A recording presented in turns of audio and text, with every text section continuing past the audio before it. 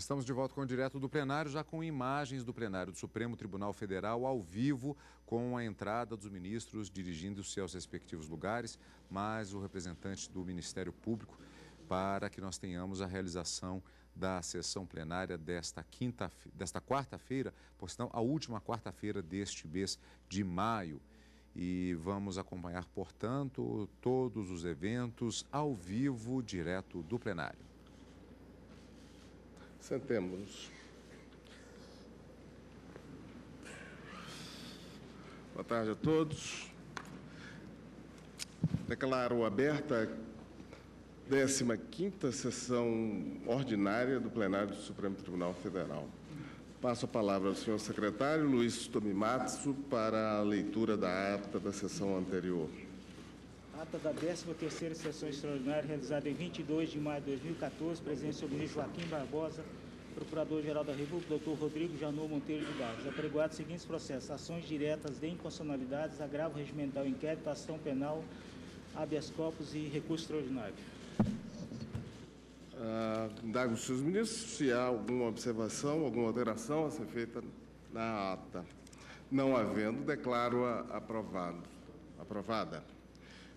Comunico a Vossas Excelências que estão presentes neste plenário alunos juízes da Escola Nacional de Formação e Aperfeiçoamento de Magistrados do Trabalho, ENAMAT, bem como alunos egressos das seguintes instituições: Faculdade Raízes de Anápolis, Goiás, Unipac, Universidade Presidente Antônio Carlos, de Araguari, Minas Gerais, e Unicinos, Universidade do Vale do Rio dos Sinos, São Leopoldo, Rio Grande do Sul. Sejam todos bem-vindos a essa sessão e eu espero que dela todos tirem proveito. Vamos inicialmente à sessão administrativa, senhores ministros.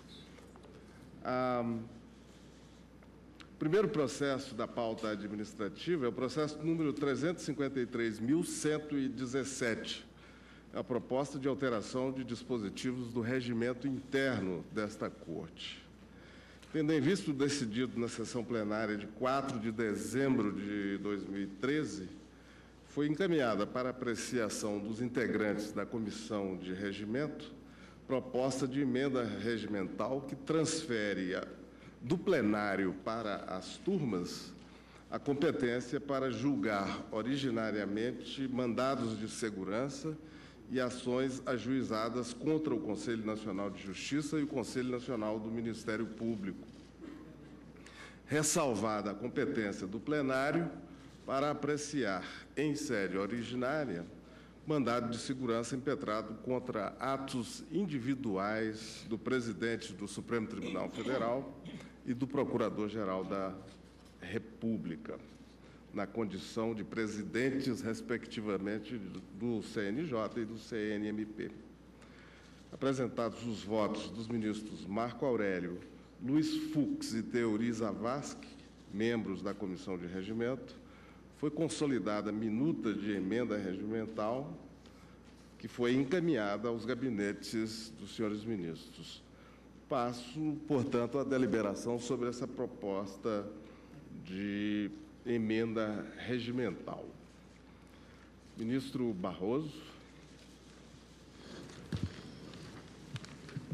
Presidente, eu estou de pleno acordo, acho que vai ser uma mudança importante para a funcionalidade do plenário e penso até, mas não seria o caso agora, que em uma outra oportunidade nós pudéssemos até ampliar essas transferências também para os mandados de segurança contra atos individuais do presidente da República, como frequentemente vem casos de desapropriação aqui, e até mesmo mandado de segurança contra atos individuais do presidente da Câmara e do Senado. Mas, evidentemente, isso não foi proposto e, portanto, não constou, mas eu certamente consideraria isso para uma emenda futura, com o que nós vamos, ministro Celso, aumentar extremamente a funcionalidade do desempenho do plenário. Pois não, presidente? Parece que essa sugestão de Vossa Excelência é importante e eu poderia até ampliá-la um pouco mais É interessante que o Supremo Tribunal Federal dispõe de competência originária para processar e julgar habeas corpus e mandados de segurança contra comissões parlamentares de inquérito. Isso resultou de uma construção da Corte a partir do famoso caso Última Hora, ocorrido em 54, num processo de que foi relator o saudoso ministro Mário Guimarães. Pois bem, entendeu-se que a CPI é a longa-manos das casas do Congresso, logo caberá ao Supremo, originariamente, processar e julgar mandados de segurança e habeas corpus contra esses órgãos de investigação legislativa. Pois bem, nós nos defrontamos na década de 90 e no início deste milênio com uma série de mandados de segurança e de habeas corpus impetrados contra CPIs. Eu imaginava que talvez pudéssemos definir como sendo de competência originária das turmas do Supremo o poder para julgar ações de mandado de segurança e de habeas corpus quando promovidas contra comissões parlamentares de inquérito. Isso, na verdade, permite, digamos, uma maior agilidade no processo decisório. Vossa Excelência menciona a questão da funcionalidade, não é, que é importante, e com isso daí, eu tenho a impressão de que nós poderemos resolver, não é, muito mais rapidamente uma série de questões do que submetê-las, como tem ocorrido, ao plenário do Supremo Tribunal Federal.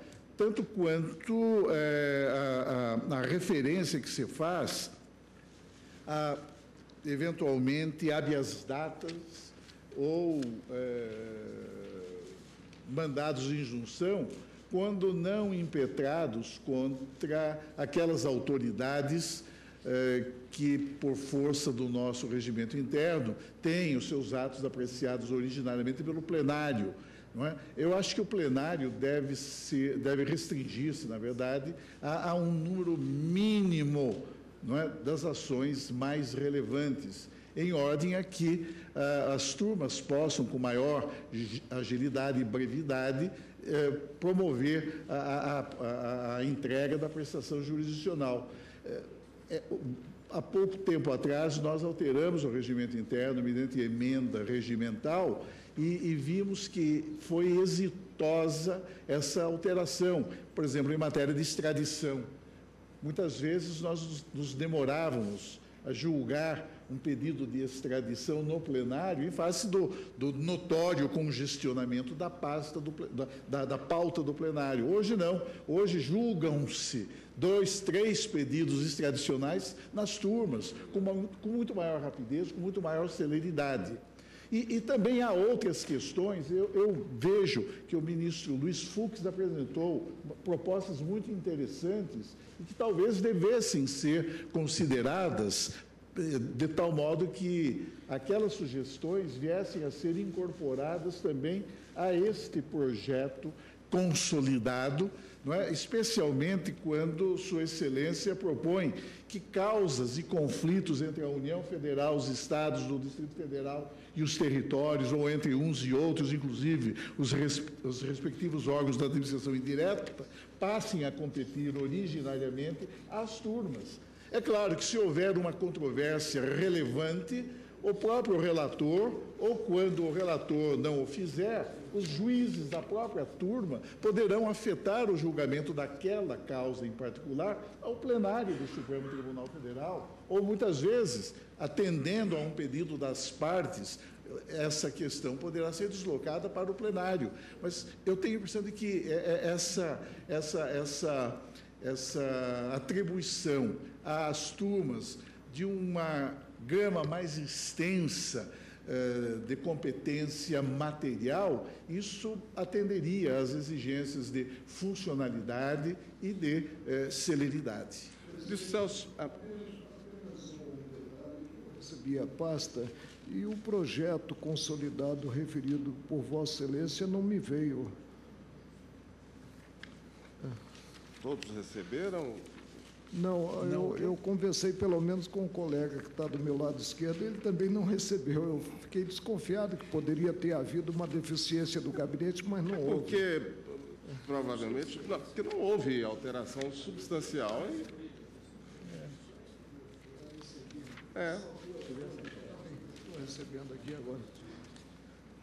Então, presidente, concluindo... Ministro Celso, ministro Barroso, Sim. como a alteração regimental requer um rito, nós temos que passar pela comissão de regimento, eu pediria a Vossas Excelências que encaminhassem É que o ministro Fux Certamente. formalmente apresentou essa proposta. já fez essa Sim, proposta. já fez essa proposta. Mas já passou pela comissão? Porque senão nós aprovamos essa e em seguida apresentamos outra. Imediatamente. É melhor, talvez, presidente, que esta que já está pronta seja devidamente... Eu acho que é mais prático, Aprovamos esta Sim. e encaminhamos logo em seguida à comissão regimental essas duas novas sugestões. Então eu Ministro voto... Celso, ministro Barroso. Eu voto favoravelmente, portanto, à aprovação dessa emenda regimental. E na linha do ministro Celso, vou refletir. Quer dizer, eu acho que, basicamente, o plenário tem que cuidar de repercussão geral e de processos objetivos. E a maior parte dos processos subjetivos serem transferidos para a turma. Eu acho que isso daria racionalidade e funcionalidade à nossa atuação. Portanto, eu voto favoravelmente à emenda, presidente. E Vossa Excelência encaminhará, formalizará... Propostas de acréscimos. Assim como o ministro Celso... Na linha da sugestão do ministro Luiz Fux. Ministro Teori. De acordo. Ministra Rosa. Ministro Fux. Ministro Dias Toffoli. Ministra Carmen. De acordo, presidente. Ministro Lewandowski. De acordo. Gilmar. De acordo. Ministro Marco Aurélio.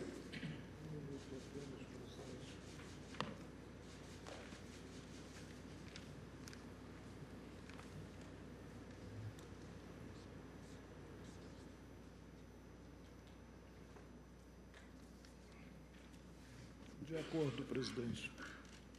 Ministro Celso de Mello. De acordo, senhor presidente. Também eu estou de acordo e, portanto, aprovada a proposta de emenda regimental constante do processo número 353.117. Passemos, então, ao segundo item da pauta administrativa, que é o processo número 349.050, regulamentação da Lei de Acesso à Informação. Após a edição da Lei número 12.527, de 2011, conhecida como Lei de Acesso à Informação, surgiu a necessidade de normatizar a matéria no âmbito desse tribunal, tendo em vista a indefinição quanto ao caráter ostensivo, pessoal e sigiloso de alguns documentos deste tribunal. Na sessão administrativa de 6 de junho de 2012, o tribunal acolheu a proposta do ministro Gilmar Mendes no sentido de submeter a regulamentação da matéria e a classificação das informações à Comissão de Regimento.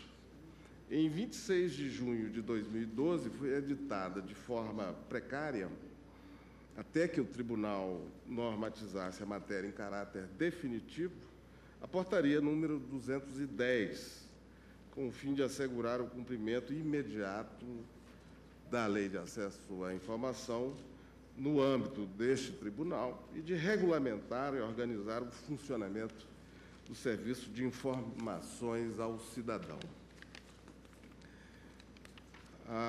O ministro Marco Aurélio, presidente da Comissão de Regimento, apresentou proposta de resolução e a submeteu aos demais membros da comissão. Foi, então, analisada a proposta pelos ministros Ricardo Lewandowski e Luiz Fux, os quais fizeram alguns apontamentos ao texto. Terminadas as análises por parte da Comissão de Regimento, a proposta foi encaminhada à presidência. De posse das informações, elaborei nova minuta consolidada, a qual submeto hoje à apreciação de Vossas Excelências. Já tinha submetido por meio de ofício e agora coloco em deliberação. Ministro Barroso. Presidente, eu não participei, não integrava o tribunal ainda por ocasião dos debates anteriores. A resolução consolidada por Vossa Excelência ela, na verdade, expressa um consenso que se formou, de modo que eu estou de acordo. De acordo.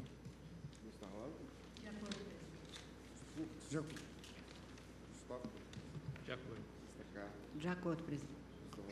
Senhor presidente, eu estou de acordo, até porque participei da elaboração desta resolução, ou a proposta de resolução, mas eu gostaria de sugerir,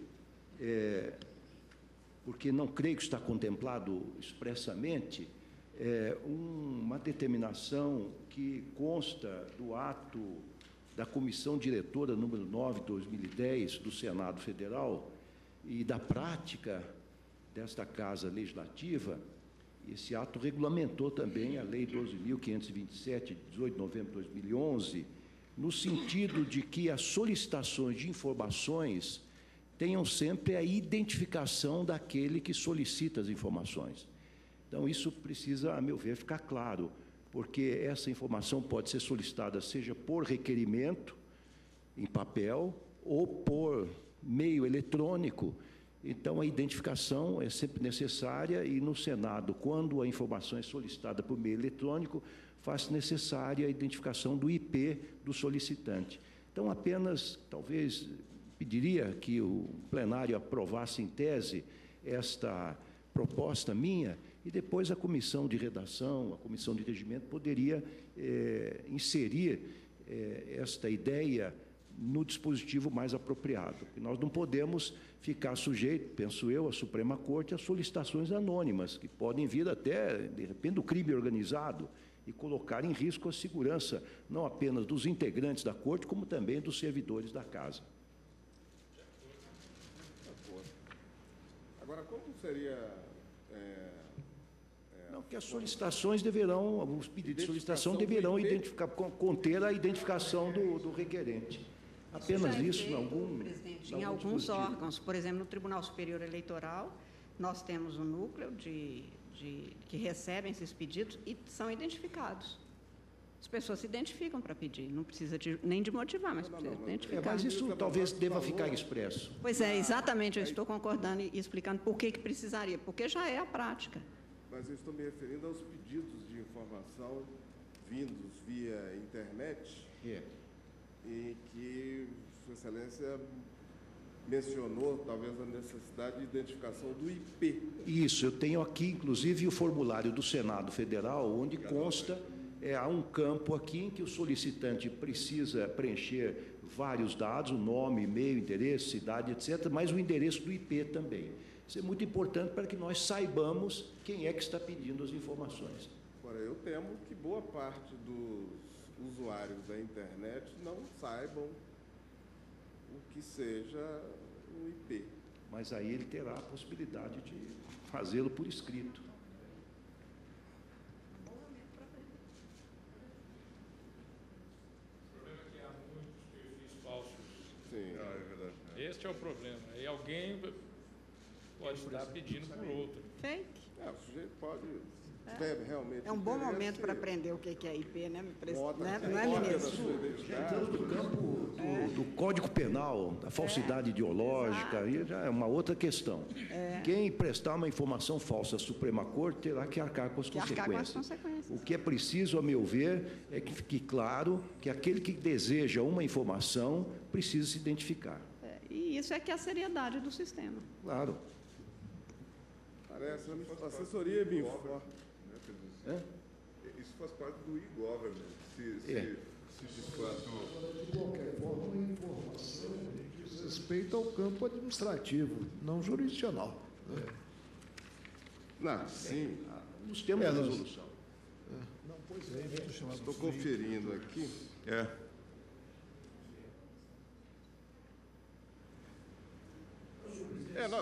Eventualmente aprovar essa proposta, eu me encarregaria de depois fazer a redação e trazê-la ou ao plenário ou à própria comissão, o regimento, para que incorpore. E verificar com o Serviço de Tecnologia da Informação a forma se melhor. Isso não cria obstáculos né, ao acesso. Não, mas como o Senado já tem um caminho que tem sido trilhado com muito êxito, nós não vamos reinventar a roda, nós vamos, talvez, fazer aquilo que essa grande Casa do Povo já pratica e nós podemos seguir esse bom exemplo. Bastaria acrescentar ao parágrafo único do artigo 6º, né, esta exigência. Bom, estão todos de acordo? Aprovado também a resolução constante de proposta formulada no processo administrativo número 349.050. Talvez o parágrafo único do artigo 5º, não?